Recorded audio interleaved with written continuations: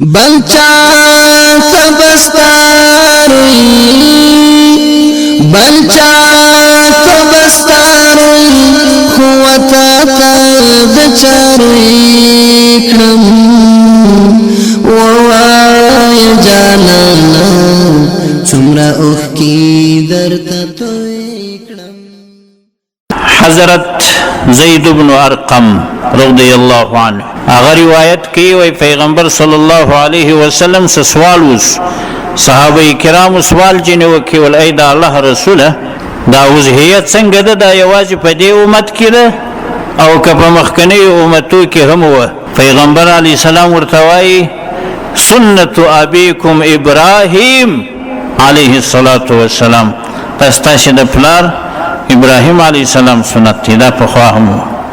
او بیا صحابه کرام ورتوي چې زموږ حصہ پکې څه ده زموږ ته کوم ثواب په اختر کې راکول کیږي پیغمبر علی السلام ورته د هر ویشته په مقابل کې تاسو ته نیکی درکول کیږي دا وزهیه دا حیوان چې هر څومره ویشتان دي د هر ویشته په مقابل کې تاسو ته ثواب درکول کیږي حسنه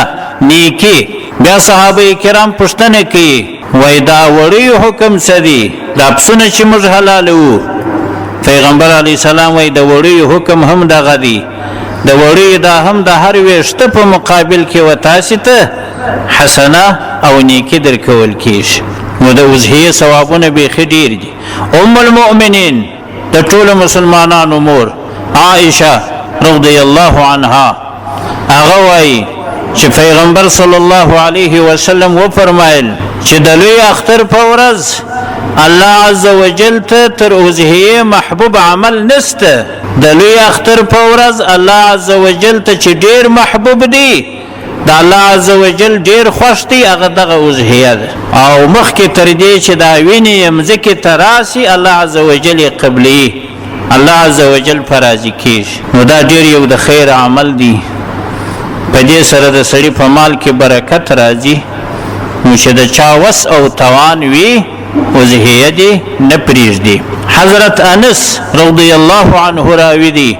وی پیغمبر علی السلام دو پسونه حلال کړل ابلک پسونه شکرور پسونه او ما نبی علی السلام ویلی دی چې د خپل د مبارک مبارک پښه د دې پس پر بغل باندې شوه او د خپل حلاله و تسمیه او تکبیر ویل بسم الله والله اکبر وګوري چې اخترې حلالوي تسمیه او تکبیر دواړه پروایست کله چا ذبح زدوي حلالولي زدوي ش طریقه هم دا د چار سره په خپل وزهیه حلالک پیغمبر صلی الله علیه وسلم په خپل د دوه پسنه حلال کړل او تسمیه او تکبیر دواړه ویل بسم الله والله اکبر بسم الله والله اکبر بلچا تبستاروی بلچا تبستاروی خوتا تبچاروی